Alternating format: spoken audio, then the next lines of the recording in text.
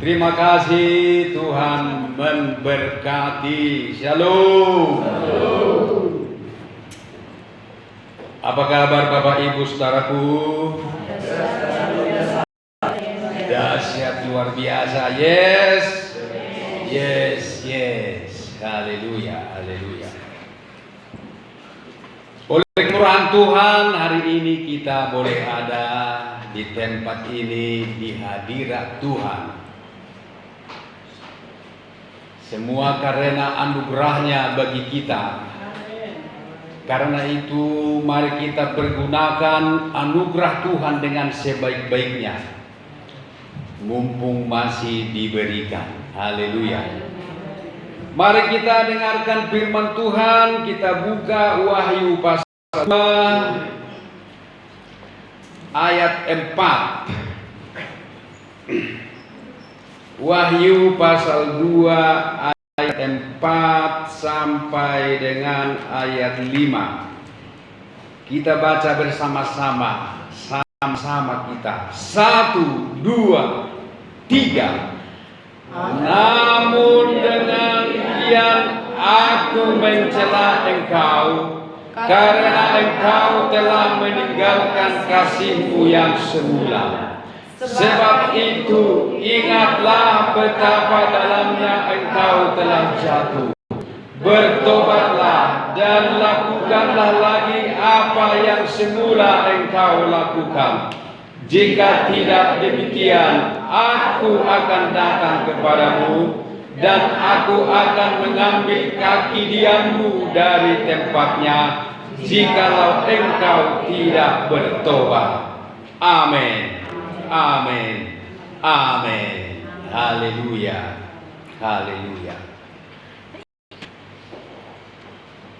Inilah koreksi Tuhan Yesus kepada jemaat, kepada salah satu jemaat Tuhan di Asia kecil, yaitu jemaat di Efesus.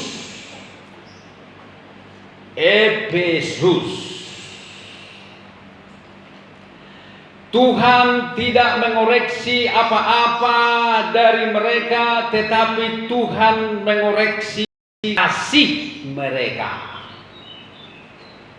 Karena memang persoalan terbesar yang dihadapi oleh gereja Tuhan sampai di hari ini adalah kasih menjadi dingin.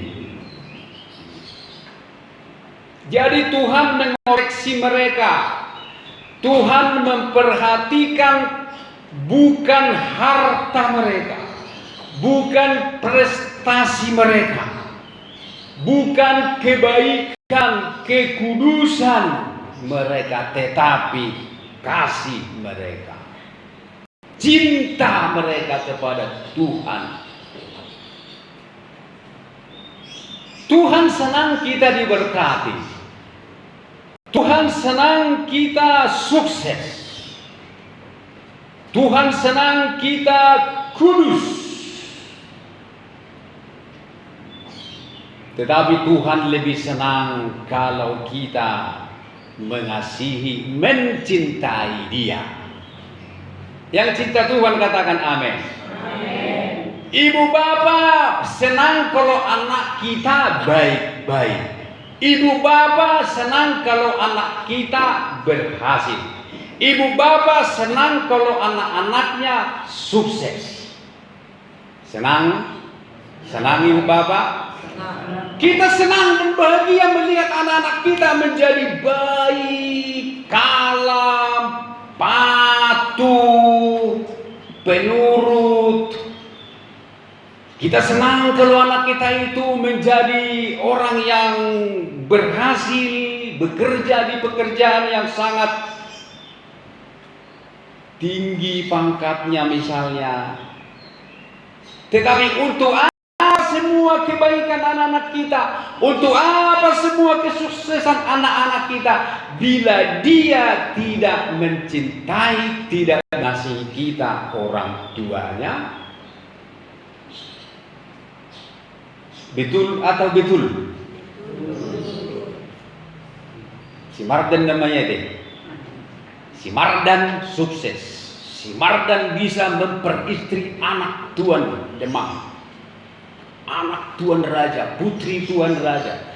Dia menjadi pedagang yang sukses, tetapi dia tidak mencintai ibunya.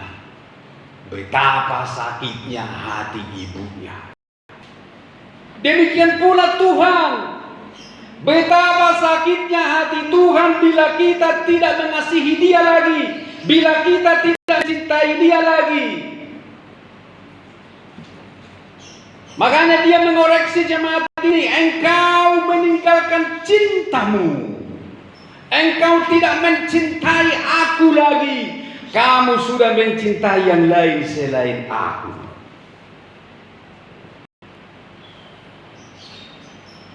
Cinta kita kepada Tuhan jangan menjadi dingin.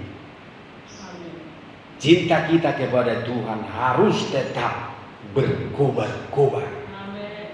Cinta kuat seperti maut. Makanya kita menyanyi, kasih yang na lebih kuat dari dosa. La la la la la la la la la la la la la la la. Ano matete ka? Pagkung peleo nanon, ibe tahu tawanan no. Cinta. Seperti kita tadi menyanyi, ku tetap cinta, tetap cinta. Tapi jemaat di Efesus ini mereka meninggalkan cinta yang mula-mula. Mereka tidak lagi melakukan apa yang dahulu dilakukannya untuk Tuhan. Oleh karena itu Yesus katakan, ingatlah betapa dalamnya engkau telah jatuh. Bertobatlah dan lakukanlah lagi apa yang semula engkau lakukan untuk Tuhan. Jika tidak demikian, aku akan datang kepadamu dan akan mengambil kaki dianmu, lampu penerangmu. Aku akan mengambil kaki dianmu dari tempatnya jikalau engkau tidak bertobat. Ibu bapak saudaraku sekalian, iblis akan berusaha membuat kita tidak lagi mengasihi Tuhan. Iblis akan berusaha membuat kita tidak lagi mencintai Tuhan. Iblis akan berusaha membuat kita murtad. Murtad. Kita baca dulu dalam 1 Timotius 4 bahwa banyak orang yang akan murtad di hari-hari terakhir. 1 Timotius 4 ayat 1. Tetapi Roh dengan tegas mengatakan bahwa di waktu-waktu kemudian ada orang yang akan murtad, lalu mengikuti roh-roh penyesat dan ajaran setan-setan. Ini. Itu mengapa menjadi murtad? Karena tidak lagi mengasihi Tuhan, tidak lagi mencintai Tuhan. Iblis akan berusaha membuat kita murtad sehingga kita tidak lagi mencintai Tuhan, sehingga kita move on dari Yesus. Ibu bapak tahu artinya move on? Tahu kan? Semua di sini anak-anak gaul semua, punya HP Android semua berkecimpung di dunia maya. Sehingga tidak ada lagi yang ketinggalan zaman. Move on, murtad. Itu dikerjakan oleh iblis, di mana iblis itu seperti tentara. Jadi iblis itu punya tentara yang memasuki gereja Tuhan. untuk membuat gereja Tuhan itu murtad. Tentara. Daniel pasal 11. Kita cepat-cepat. Daniel pasal 11.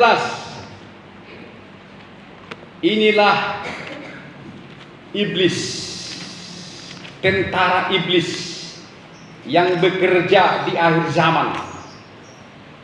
Daniel pasal 11 ayat yang ke-31. Tentaranya akan muncul. Ini tentaranya antikris. Mereka akan menajiskan tempat kudus, benteng itu, menghapuskan korban sehari-hari, dan menegakkan kekejian yang membinasakan. Dan orang-orang yang berlaku fasik terhadap perjanjian akan dibujuknya sampai murtad dengan kata-kata licin. Ini tentara iblis, tentara yang anti kepada Kristus. Mereka akan muncul dan sudah muncul di hari-hari ini, menyerang, menghadang gereja Tuhan. Apa yang mereka lakukan? Menajiskan tempat kudus bait Allah.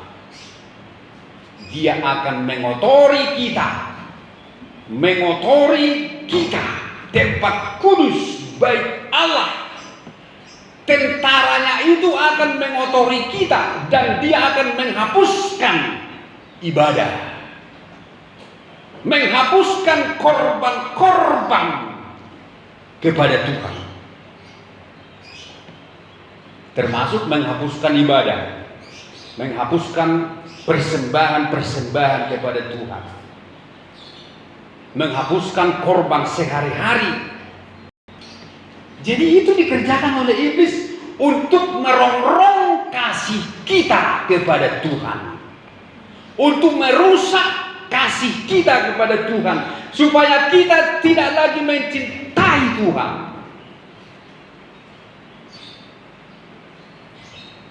Tentaranya akan muncul, mereka akan menajiskan tempat kudus, benteng itu.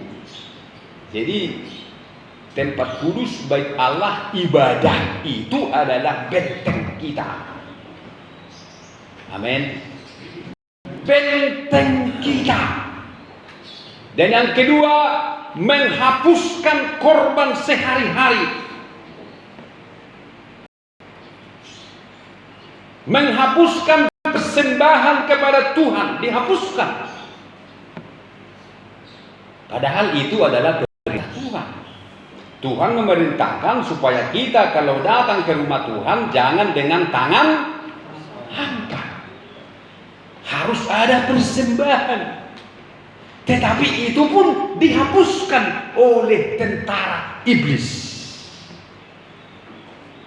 Makanya sekarang lihat pengajaran-pengajaran yang berseliuran di medsos, ada yang menghapuskan. Apa dihapuskan? Terus tahu Bapak ini, pantasan Pak nggak datang lagi persepuluhan. Tapi datang kok. Selalu Pak Lani situ nabi takut. Terus tahu dia kan? Tapi Bapak ini masih datang persepuluhan. Dia tidak mau pamer. Selalu datang walaupun menyelinap. Ini dihapuskan. Sekarang ini kan sedang dihapuskan. Siapa yang menghapuskan? Pendeta-pendeta pula yang menghapuskan. Pendeta yang menghapuskan. Entah apa maksudnya. Kalau memang nggak mau ngasih, ya udah nggak apa-apa. Tapi jangan dihapuskan. Menghapuskan persembahan kepada Tuhan itu adalah iblis.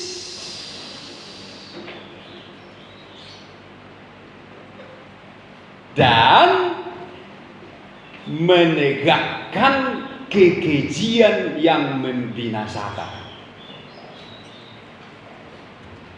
yaitu menegakkan berhala.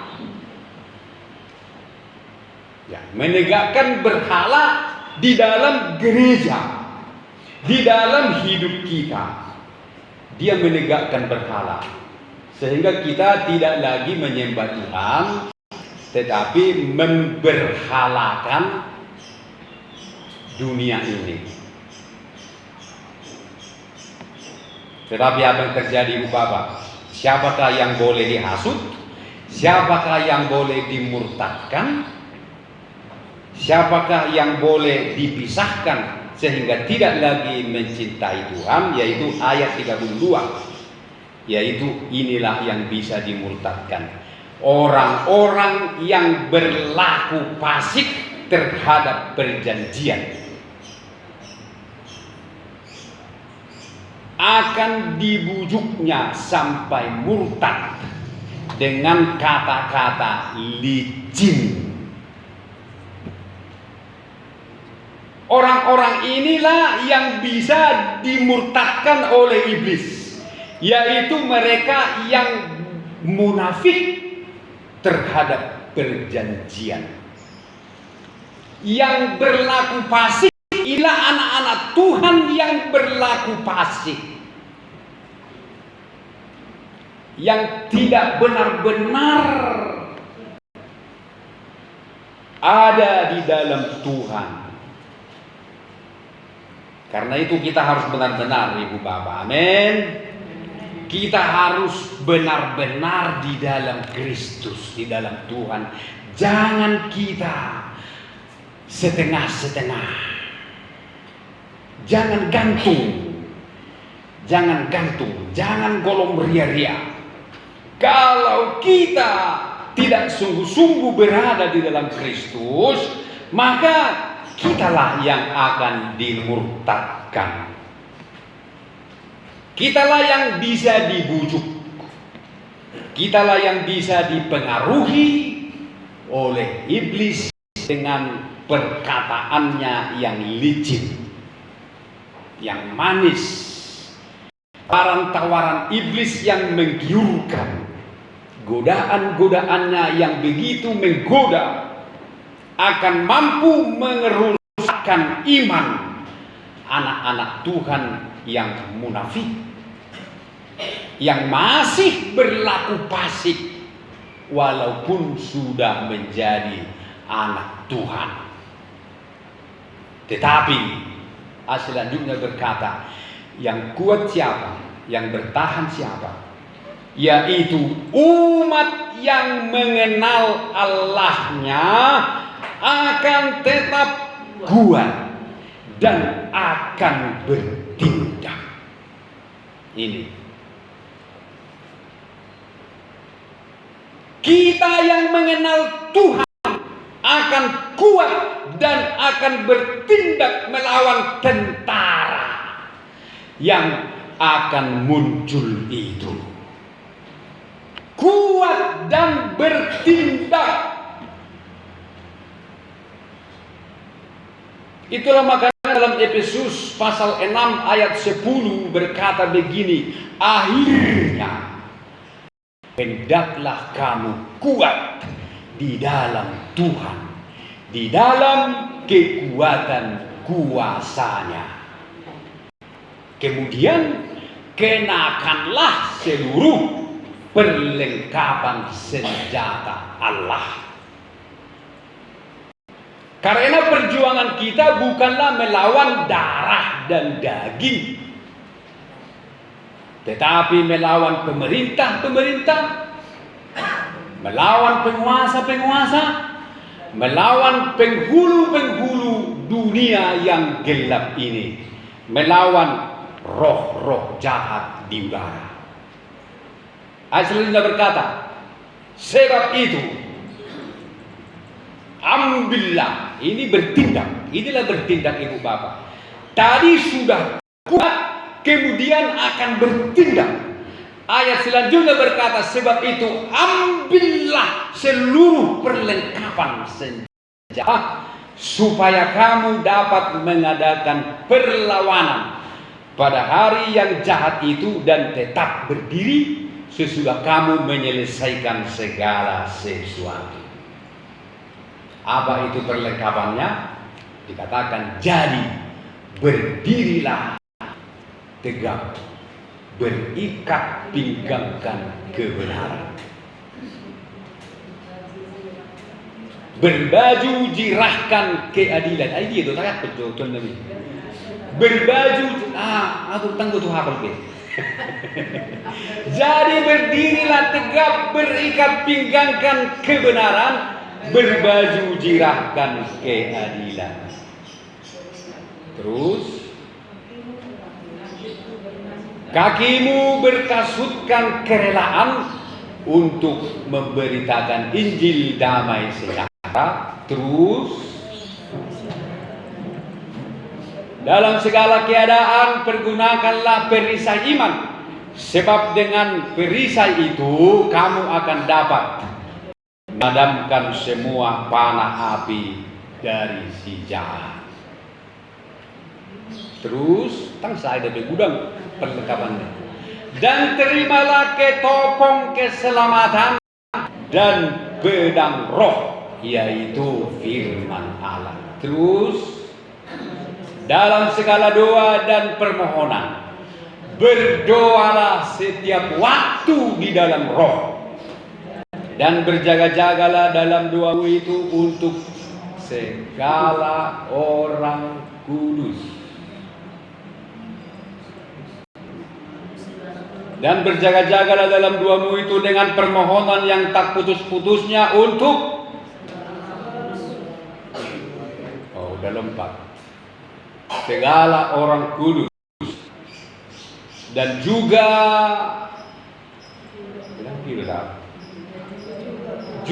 untuk aku, maksudnya aku ini Paulus hamba Tuhan, supaya kepadaku jika aku membuka mulutku dikaruniakan perkataan yang benar, agar dengan keberanian aku memberitakan rahasia Injil. Lanjut lagi, belum habis itu. Yang kulani sebagai utusan yang dipenjarakan, berdoalah supaya dengan keberanian aku menyatakannya sebagaimana seharusnya aku berbicara. Amin, Ibu Bapak. Amin. Jadi supaya kasih kita tidak dirampas oleh iblis, supaya cinta kita kepada Tuhan tidak hilang, kita harus mengenal Allah kita. Kalau kita bisa mengenal Allah kita, maka kita pun akan mampu bertindak. Kita akan bertindak melawan tentara-tentara yang merampas gereja Tuhan. Sebab Tuhan menyediakan segala perlengkapan senjata Allah bagi kita. Dan Tuhan katakan, bila kita mau menggunakan perlengkapan itu, kita pasti menang. Amin. Kita pasti menang. Karena itu milikilah cinta, kasih yang tetap menyala-nyala kepada Tuhan. Bila cinta dan kasih kita menyala-nyala kepada Tuhan, kita akan mampu bertahan melayani Tuhan, dan mampu mengalahkan segala persoalan-persoalan yang kita hadapi. Haleluya. Mengapa Sadrak, Mesak dan Abednego tidak terbakar? Ada api yang membakar mereka, tetapi mereka tidak terbakar. Karena apa? Karena mereka memiliki cinta yang menyala-nyala, melebihi api yang membakar mereka. Cinta mereka kepada Tuhan sangat kuat, yaitu Sadrak, Mesak dan Abednego. Cintanya bernyala-nyala seperti api yang berkobar-kobar di hatinya kepada Tuhan. Sehingga walaupun mereka disuruh menyembah patung, mereka tidak mau. Walaupun diancam dengan hukuman, mereka tetap tidak mau. Bahkan berkata, sekalipun Tuhan Allah kami tidak menolong kami, tidak memperhatikan kami, tidak menyelamatkan kami dari tangan-Mu, sekalipun kami harus mati dibakar api, kami tetap tidak akan menyembah patung-Mu. Kami akan tetap cinta Tuhan, katanya. Oleh karena apinya menyala-nyala, berkobar-kobar di hatinya, ketika dia dimasukkan ke dalam api, api yang membakar mereka pun tidak membakar mereka, karena api di dalam hati mereka lebih kuat. Amin. Lebih kuat. Jadi api di dunia ini tidak ada apa-apanya dengan apinya Tuhan. Persoalan yang sedang mengikat, mengganggu kita, tidak ada apa-apa kalau di hati kita ada apinya Tuhan. Api cinta kepada Tuhan. Api sehebat apapun yang sudah dipanaskan 7 kali lipat api itu dipanaskan, tetapi toh tidak bisa membakar Sadrak, Mesak dan Abednego, karena mereka punya api di hati mereka. Cinta, api kepada Tuhan. Milikilah api itu. Jangan sampai cinta kita hilang kepada Tuhan oleh karena persoalan, oleh karena sakit penyakit, oleh karena kemiskinan, oleh karena apapun. Jangan sampai cinta kita kepada Tuhan hilang. Mari kita bagi berdiri, kita menyanyi, ku tetap cinta, ku tetap setia. Pelan perjamuan kudus saya undang maju ke depan untuk membagikan roti dan anggur. Perjamuan kudus ini adalah perintah dari Tuhan sendiri yang harus kita lakukan sampai Dia datang kembali. Dengan perjamuan kudus ini kita menjadi satu dengan Tuhan. Kita memiliki hidup yang kekal. Tuhan ada di dalam kita dan kita di dalam Dia. Mati pun kita selamat, hidup pun kita selamat. Dimanapun kita berada, kita pasti selamat. Haleluya.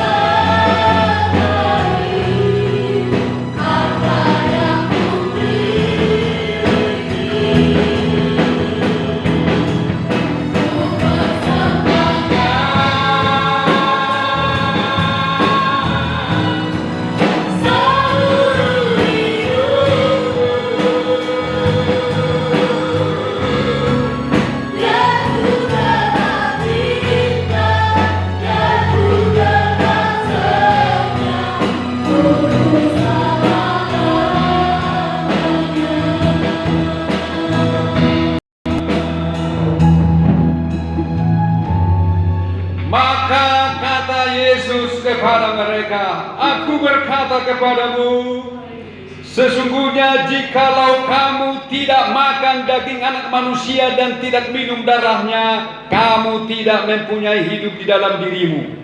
Barang siapa makan dagingku dan minum darahku, ia mempunyai hidup yang kekal, dan aku akan membangkitkan dia pada akhir zaman. Sebab dagingku adalah benar-benar makanan dan darahku adalah benar-benar minuman. Barang siapa makan dagingku dan minum darahku, ia tinggal di dalam aku dan aku di dalam dia. Sama seperti Bapa yang hidup mengutus aku, aku hidup oleh Bapa. Demikian juga barang siapa yang memakan aku akan hidup oleh aku. Kita angkat roti di tangan kanan kita. Kita dengarkan firman Tuhan. Sebab apa yang telah aku teruskan kepadamu telah aku terima dari Tuhan, yaitu bahwa Tuhan Yesus pada malam waktu ia diserahkan mengambil roti, dan sesudah itu ia mengucap syukur atasnya. Ia memecah-mecahkannya dan berkata, inilah tubuhku yang diserahkan bagimu, perbuatlah ini menjadi peringatan akan aku. Ibu bapak percaya akan tubuh Yesus? Amin. Mari kita makan dalam nama Tuhan Yesus Kristus. Haleluya.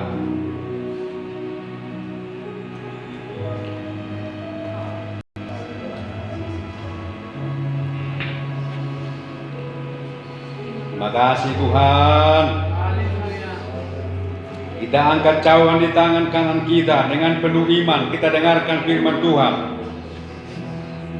Demikian juga ia mengambil cawan sesudah makan lalu berkata, cawan ini adalah perjanjian baru yang dimeteraikan oleh darahku.